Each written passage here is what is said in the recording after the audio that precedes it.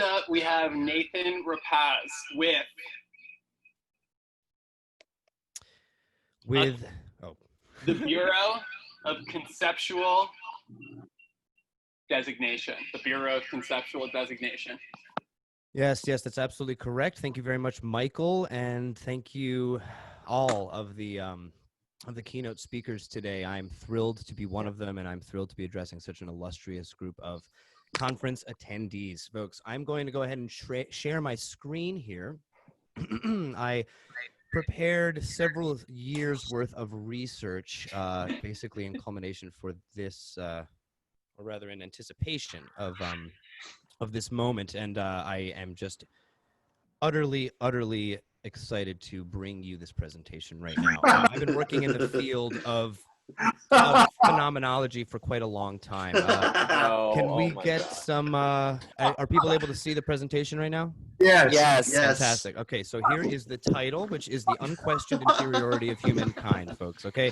Fairly self-explanatory. We're going to unpack a lot of these concepts moving forward. This is going to take the form of a comprehensive corporate compendium of the corporeal and a-corporeal realities of the anthrosphere in which we find ourselves this very moment. It was compiled, of course, by myself in collaboration and in accordance with the Bureau of Conceptual Designation. They've been my employer for a number of cycles now, and I could not be happier to work with them. Of course, it is in keeping with all of the strictures and restrictions of the source code, which we, of course, must adhere to and honor with every thought, word, and deed. Moving onward, just a little bit about me. I am a human male, fairly common distinction there. No real ifs, ands, or buts. I am comprised of matter. That is basically proven primarily carbon stable isotopes, just like you. In fact, we have that in common, and I think that's a beautiful shared trait that we have. They do have some immaterial contributions to my essence that are elusive, but nonetheless existent, and I feel like you'll agree. Things like thoughts and dreams and ideas and even concepts, you know, things that you won't deny exist, but which certain structures of power tend to have a vested interest in suppressing. That aside, I was lucky enough to be chosen by the convention panel to prepare some remarks on various phenomena, concepts, structures, experiences, occurrences, entities, networks, sensations, realities, happenings, events, ontologies, epistemologies, taxonomies, referential schemas, paradigms, interfaces, actions, recapitulations, constructions, objects, subjects, quanta, incursions, extractions, intrusions, disruptions, inversions, extensions, flows and fluxes, stases and stagnations, and otherwise inherent conditions of the corporeal and a-corporeal existence in which we find ourselves today.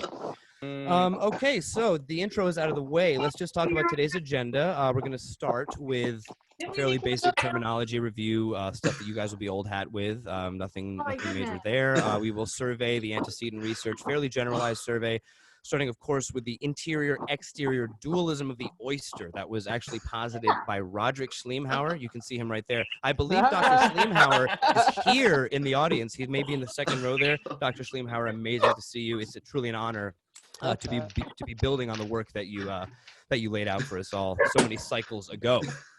Moving onward, we will talk about God, which is, I know, a little bit uncouth in these modern times, although God was a very foundational researcher in a lot of these fields. He posited the membrane resonance theorem over 5,000 cycles ago. I realized, I shouldn't say ago, over 5,000 cycles before the rollout of the source code, which we all know was sort of the beginning and ending of history, not to speak out of turn. Of course, we'll talk about the philosophy of intake. We know it. It's foundational. It's fundamental.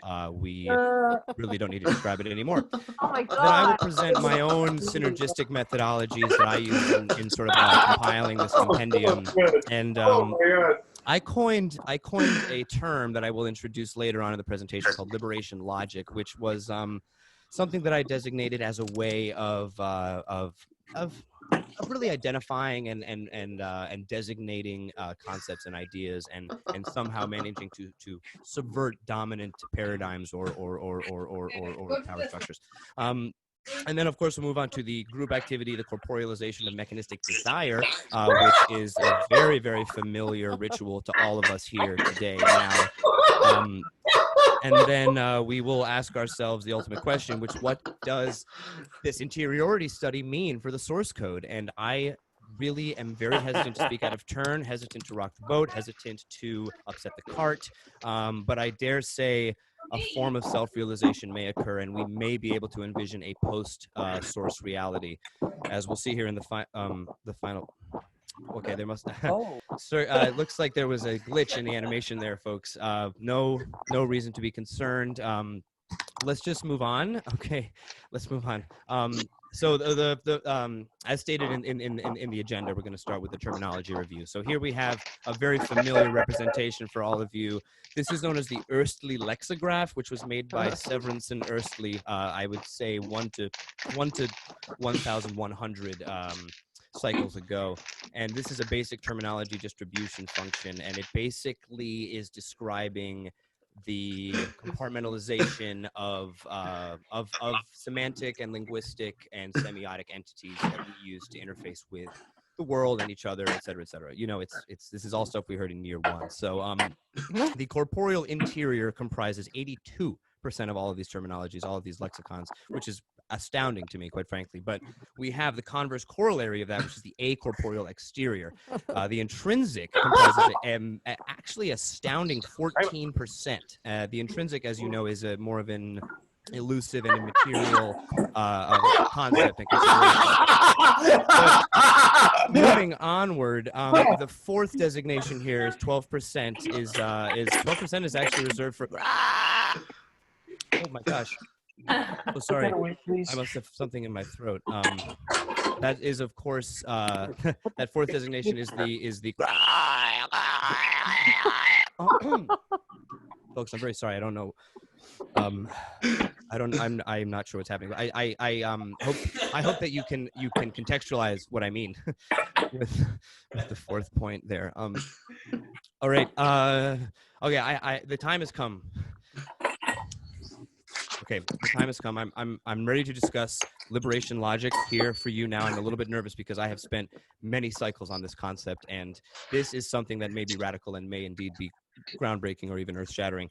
I am talking, of course, about the potentiality of a liberation logic preponderance, and something that we can strive for in I would say, in a direction that is post-source codal, and we can achieve a codex of our own making. But without further ado, I will present some of the raw data for you right now.